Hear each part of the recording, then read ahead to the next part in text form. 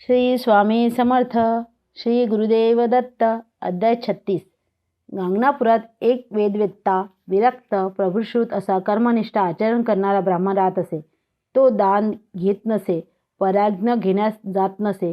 तो नेहमी कोरडी भिक्षा मागत असे आणि त्यावर आपले पोट भरीत असे.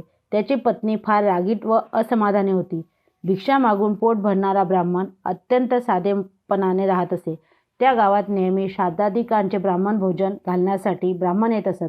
ते सहस्त्र भोजने घालीत असत.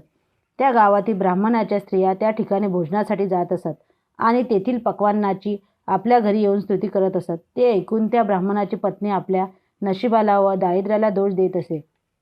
माझा पती देवहीन आहे, अशी पराज्ञा घेत नाही, म्हणून मी मिष्टान्न खाऊ शकत नाही. एके दिवशी एक मोठा श्रीमंत ब्राह्मण गांगनापुरात आला. त्याला महालय श्राद्ध करायचे होते. त्याने ग्रामस्थ विप्रांना रीतसर श्राद्धाचे आमंत्रण दिले व त्यांच्या स्त्रियांनाही बोलावले. ते पाहून त्या विप्राची पत्नी आपल्या पतीजवळ गेली आणि ब्राह्मणाचे बोलावणे कसे आले आहे हे सविस्तर सांगितले. तेथे अनेक प्रकारची पक्वान्ने खावयास मिळतील, कपडे मिळतील, दक्षिणा म्हणून भरपूर द्रव्यही मिळेल. तेव्हा आपण हे आमंत्रण स्वीकारावे, नाहीतर मला ती जाण्याची परवानगी द्यावी. तिची विनवणी ऐकून ब्राह्मणाने तिला जाण्याची परवानगी दिली. तेव्हा ती पतीची संमती घेऊन श्रीमंत ब्राह्मणाकडे जेवायला गेली. तो ब्राह्मण तिला म्हणाला, आम्ही दाम्पत्य भोजन घालतो, तेव्हा आपण पतीसह भोजनास यावे, असे सांगून त्याने तिला परत पाठवले. त्याचे बोलणे ऐकून ती खिन्न झाली. ती नृसिंह सरस्वतीकडे आली व त्यांनी नमस्कार करून म्हणाली, स्वामी, माझे पराज्ञ घेत नाहीत, त्यामुळे मला इच्छा असून सुद्धा चांगले अन्न कधी खायला मिळत नाही. तरी माझ्या पतीला भोजनात जावे असे तुम्ही सांगावे. गावात आलेले श्रीमंत ब्राह्मण फक्त दाम्पत्य भोजनच घालतात आणि माझे पती पराज्ञ घेत नाहीत, त्यामुळे मी सुग्रास भोजनापासून वंचित आहे. तरी आपण माझ्या पतीस श्राद्ध भोजनाचा आस्वाद घेण्याचे आमंत्रण स्वीकारास सांगावे. श्री गुरूंनी तिच्या पतीस बोलावले तसे सांगितले. तेव्हा तो ब्राह्मण श्री गुरूंना म्हणाला, जो गुरूंची आज्ञा पाळत नाही तो घोर नरकात पडतो, म्हणून तुमची आज्ञा शिरोधार्थ मानून मी जातो. त्या श्रीमंत ब्राह्मणाने आपल्या पितरांचे नाव उच्चारून श्रद्धापूर्वक त्या दाम्पत्याला अनेक प्रकारचे मिष्टान्न वाढले. भोजन करताना त्या स्त्रीला एक विचित्र प्रकार दिसला. कुत्रे व डुकरे आनंदाने आपल्याबरोबर भोजन करताना दिसले. ते पाहून तिला उबग आली. इतर ब्राह्मण तेथे जेवत होते, परंतु त्यांना हा विचित्र प्रकार दिसत नव्हता. तुझ्यामुळे मला हे दूषित अन्न खावे लागत आहे, असे तिचा पती तिला म्हणाला व दोघेही पानावरून उठली व श्री गुरूंकडे येऊन ती श्री गुरूंना म्हणाली, मी पतीची आज्ञा मानली नाही, म्हणून आम्हाला भक्षण करावे लागले, तरी मला क्षमा करावी. तिचा पती गुरूंना म्हणाला, स्वामी, माझ्या हातून व्रतभंग झाला, त्यामुळे मला चिंता वाटते. श्री गुरु हसून म्हणाले, तू स्त्रीची वासना पूर्ण केलीस, आता तिच्या मनाचे समाधान झाले.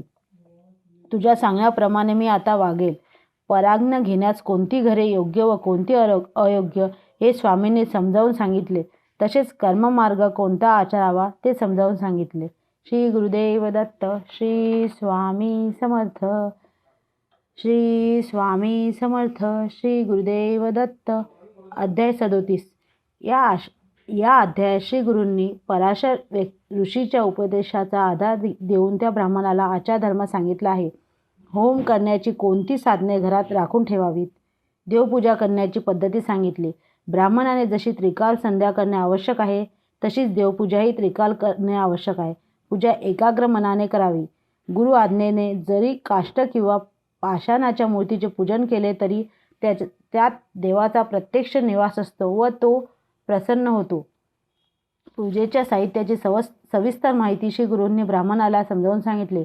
नमस्काराची पद्धती सांगताना श्री गुरु म्हणाले, देवाच्या अगदी दृष्टीसमोर उभे राहून नमस्कार करू नये, त्यांच्या पाठीमागे नमस्कार करू नये, गाभाऱ्यात जाऊन नमस्कार करू नये, देवाला आपल्या उजवीकडे ठेवून प्रदक्षिणा घालून नमस्कार करावा.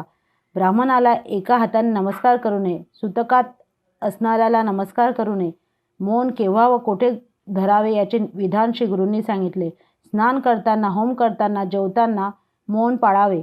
जेवण होईपर्यंत मौन शक्य नसेल तर प्राणाहुती घेईपर्यंत तरी मौन पाळावे.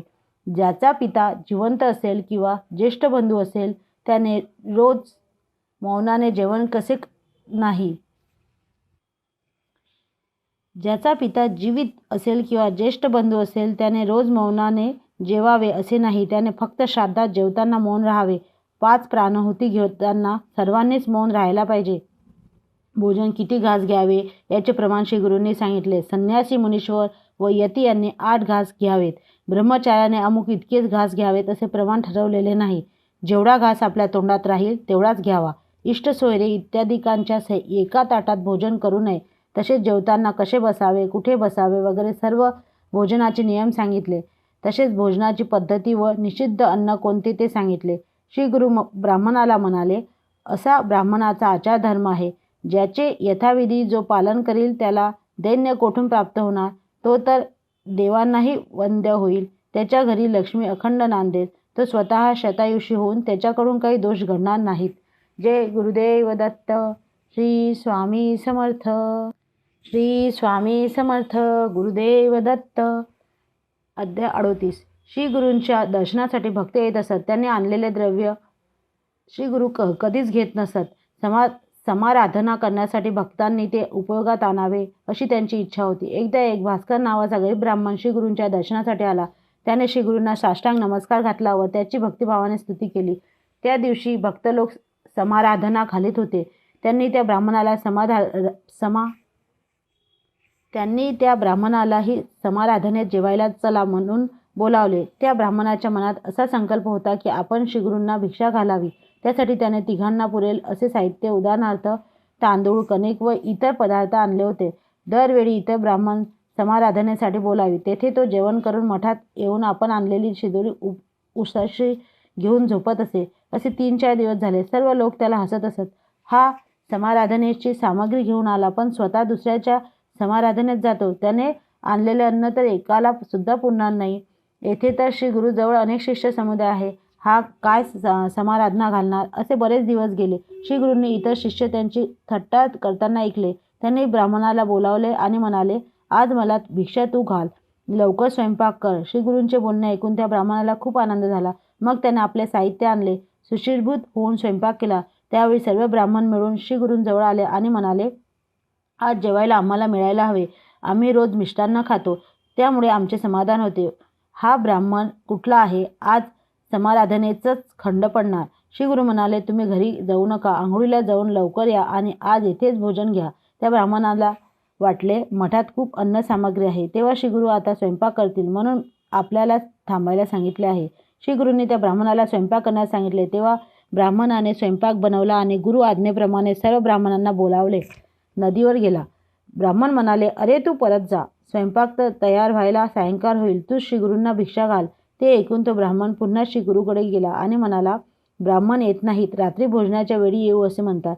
तेव्हा श्री गुरूंनी त्याला सांगितले, त्या ब्राह्मणांना जाऊन सांग की श्री गुरूंनी तुम्हा सर्वांबरोबर जेवण करायचा निश्चय केला आहे, तेव्हा लवकर जेवायला या.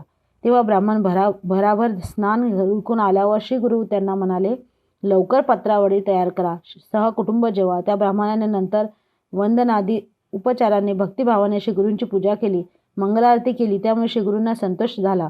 श्री गुरूंनी त्या ब्राह्मणाला शिजवलेले अन्न त्यांच्याजवळ आणून ठेवण्यास सांगितले आणि आपल्या जवळील वस्त्राने ते अन्न झाकून ठेवण्यास सांगितले. मग कमलकुंडीतील उदक घेऊन त्या अन्नावर प्रोशन केले व ते अभिमंत्रित केले.